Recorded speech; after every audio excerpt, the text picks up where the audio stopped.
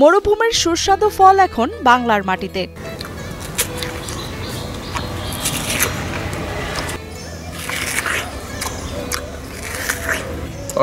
খুবই সুন্দর, খেতেও সুস্বাদু। গাছে গাছে ঝুলছে তরমুজের মতো মোড়র সুস্বাদু ফল রকমিলন বা সাম্মাম। বাইরে খসখসে ভেতরে পেঁপে রঙের এই সাম্মাম ফল খেতে মিষ্টি, রসালো আর পুষ্টিগুণে ভরপুর। এমনকি শরীরের তাপমাত্রা নিয়ন্ত্রণেও দারুণ কার্যকর এই ফল।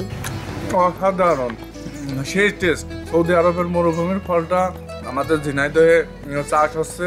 তিনি যেভাবে হোক এই গাছটি বা বীজটি সংগ্রহ করার পরে এখানে চাষ করছে, একদম সেই সুন্দর, কালারটা অনেক সুন্দর লাগছে আর খাইতে অনেক টেস্ট। ঝিনাইদহের চুটলিয়া গ্রামের তরুণ উদ্যোক্তা ও ফ্রিল্যান্সার তরিকুল ইসলাম রনি প্রথমবারের মতো বাণিজ্যিকভাবে শুরু করেছেন এই সাম্মাম চাষ। যখন আমি এই চাষটা শুরু করি, চাষাবাদে আসার চিন্তা ভাবনা করি, তখন চিন্তা ভাবনা করি যে ভিন্ন ধর্মী কিছু করা, যেখান থেকে প্রফিট করা যায়। সেই থেকে অনেক ঘাটাঘাটির পরে যখন আমি দেখলাম বিভিন্ন উচ্চ মূল্যের ফসলের ভিতরে এই আপনার রকমেলন সাম্মাম, এইটাই মোটামুটি একটা ভালো। প্রথমবারের মতো নতুন জাতের এ ফল চাষে বেশ সাড়া ফেলেছেন অর্থনীতি থেকে মাস্টার্স পাশ করা তরুণ উদ্যোক্তা রনি। মাত্র 20 শতক পতিত জমিতে তাপমাত্রা নিয়ন্ত্রণের জন্য বিদেশি প্রযুক্তির মোটা পলিথিন ব্যবহার করে তৈরি করেছেন শেড, আর সেখান থেকেই হয়েছে তাক লাগানো এই সাম্মাম ফল।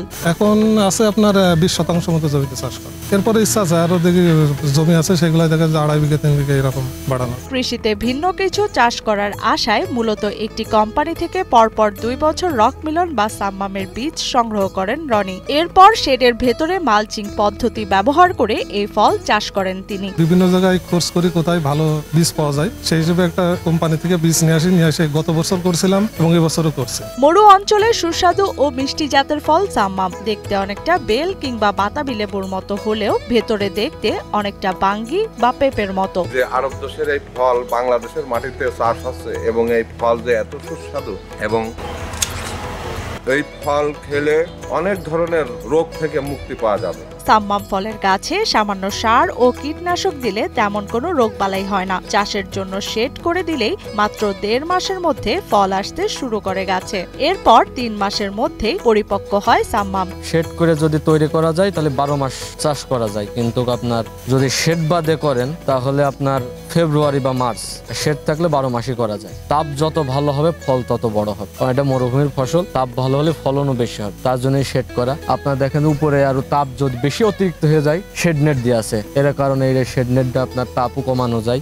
বান্ডেল থাকলে প্রতি সেনমানিতে টাকা বাঁচবে।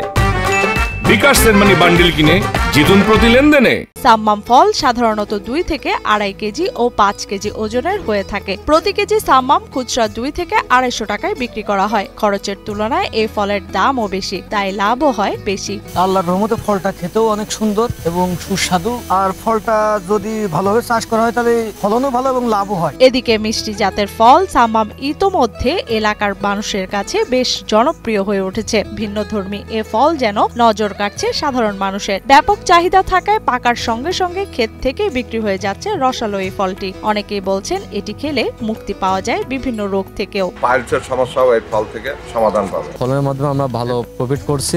এ পর্যন্ত কয়েক লাখ টাকার ফল বিক্রি করেছেন রনি। বর্তমানে সাম্মাম চাষের পাশাপাশি নিজের ফার্মেও চারা উৎপাদন করছেন তিনি। ফলন যদি ভালো হয় এটার দাম ভালো থাকে, আপনার আগাম উঠাইতে পারলে দেখা যাচ্ছে 250-300 টাকা কেজিও যায় পাইকারি। পাশাপাশি আমরা চারা তৈরি করি, অন্যান্য ফসল আছে যেগুলো আবাদ করি। ঝিনাইদহ উপজেলার উপপরিচালক কৃষি সম্প্রসারণ অধিদপ্তরের কৃষিবিদ ষষ্ঠী চন্দ্র রায় বলেন, কৃষির নতুন দিগন্ত খুলে দিয়েছেন তরুণ উদ্যোক্তা রনি। তার এই সাম্মাম ফলের চাষ বেশ আলোড়ন সৃষ্টি করেছেন অত্র এলাকায়। তাই জেলা কৃষি অফিস থেকে রনিকে সকল ধরনের পরামর্শ ও সহযোগিতা প্রদান করা হচ্ছে বলেও জানান তিনি।